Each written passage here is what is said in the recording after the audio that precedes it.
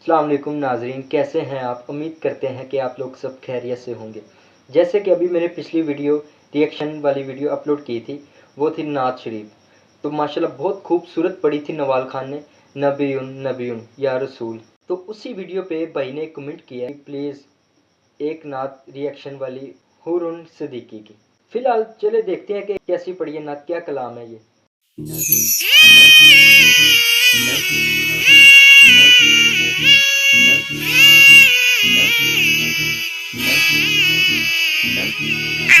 رمضان کو اللہ کا مہمان کیوں کہتے ہیں؟ رمضان اللہ تعالیٰ کا ایک خاص مہمان ہے جو رحمت، برکت اور نیکیوں کا تحفہ لاتا ہے۔ تو ہمیں اس میں کیا کرنا چاہیے؟